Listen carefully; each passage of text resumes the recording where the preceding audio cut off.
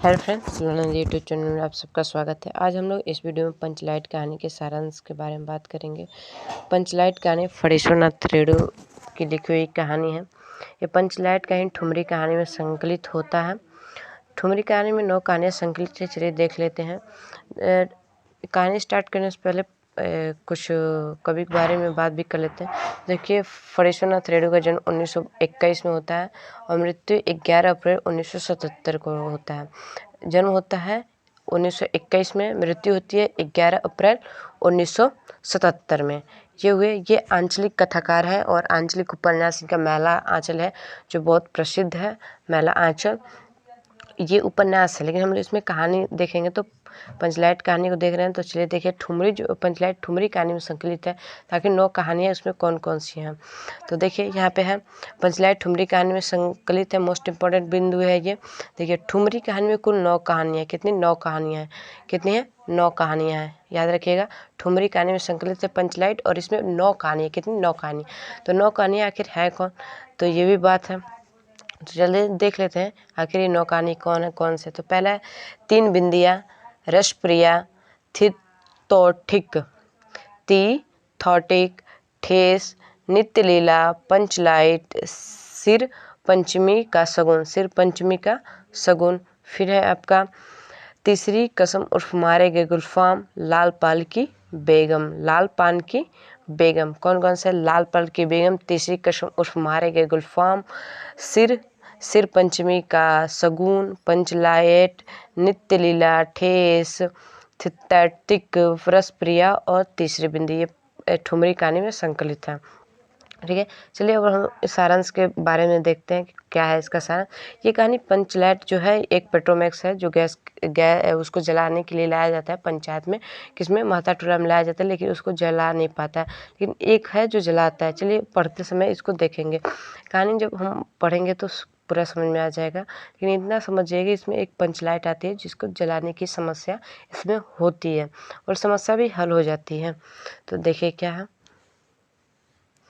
पंचलाइट का अर्थ है पेट्रोमैक्स अथवा गैस की लालटेन। रेणु जी द्वारा लिखित इस कहानी में ग्रामीण जीवन का वास्तविक चित्र खींचा गया है।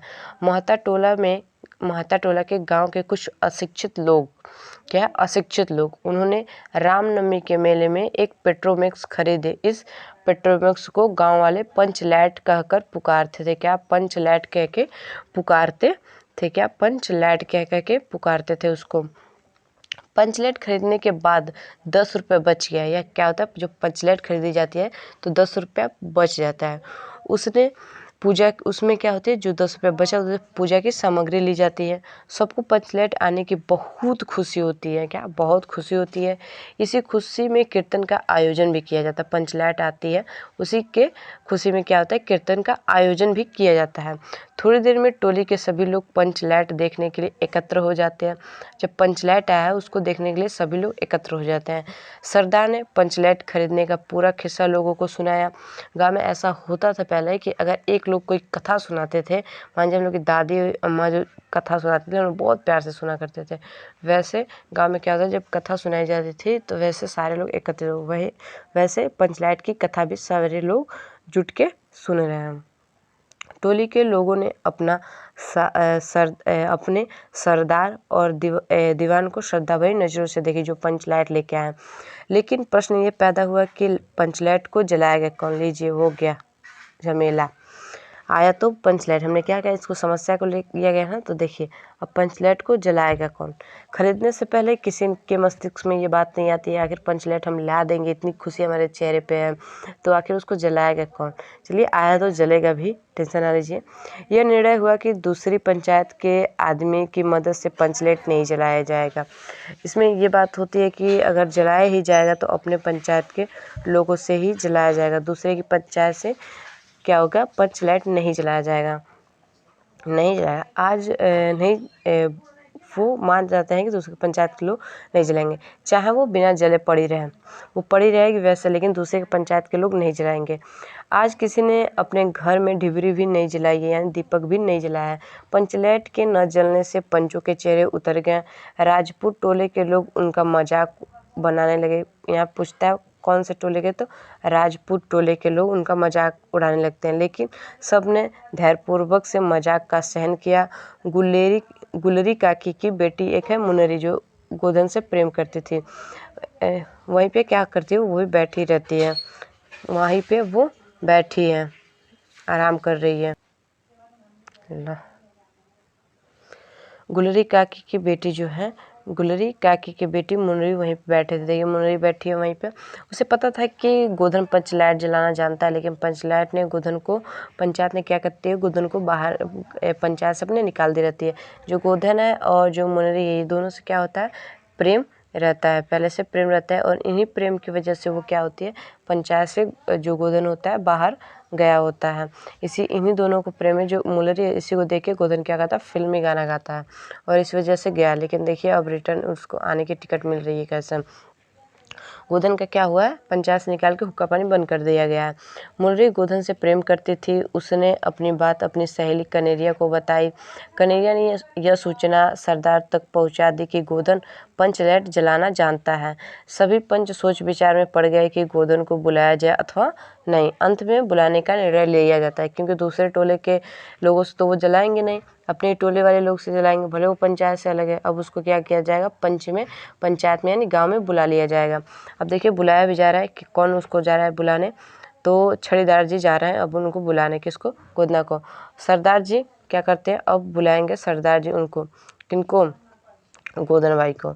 सरदार जी क्या करेंगे, अब गोधन बाई को बुलाने जा रहे हैं। सरदार ने छड़ीदार को भेजा।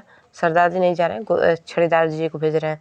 लेकिन छड़ीदार के कहने पर गोधन पंचलाइट जलाने के लिए नहीं आता है। बाद में गुलरी काकी गोधन के पास गई और उसे मना फुसला कर क्या कहती है, लाती है। गोधन ने पूछा कि स्प्रिट क्या है, लीजिए हुआ बवाल, स्प्रिट नहीं है। लेकिन गोधन भाई के पास दिमाग है, देखिए अब क्या कर रहे हैं गोधन भाई। स्प्रिट का नाम सुनकर सभी लोग उदास हो गए, लेकिन गोधन ने अपनी होशियारी से गरी के तेल से क्या करते हैं, गरी के तेल की सहायता से क्या करता है, पंचलाइट जला देते। चलिए वो क्या एक गुण तो है गोधन भाई को, नहीं तो नहीं भी पाते वो उसमें गांव में। अब देखिए पंचलाइट जलने पर सभी लोग की खुशी की लहर दौड़ गई। पंच गोधन को पुनर्जाति में ले लेते हैं। कीर्तनिया लोगों ने एक स्वर में महावीर प्रसाद स्वामी की जय ध्वनि गूंजी।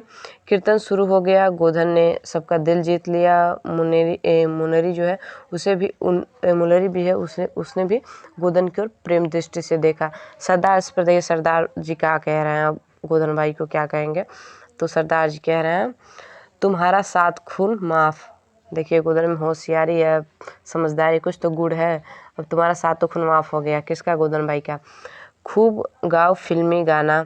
अंत में गुलरी काकी ने गोधन को रात के खाने पर बुलाया, एक पंचलाइट जलाने के लिए। देखिए वो सोचिए कैसा इसमें एक कहानीकार है जो ऐसे इसको फिल्मी तरीके से लिखा भी है, और कितना अच्छा है चित्रण इसमें क्या है कि जो गोधन जी हैं वो फिल्मी गाने गाते भी हैं और चले भी जाते हैं पंचायत से मुनरी की वजह से, वो फिल्मी गाने गाते हैं, और वही मुनरी उन्हें फिर रिटर्न कैसे बुला भी लेती है। चलिए वीडियो कहानी कैसे लगी कमेंट में बताइएगा।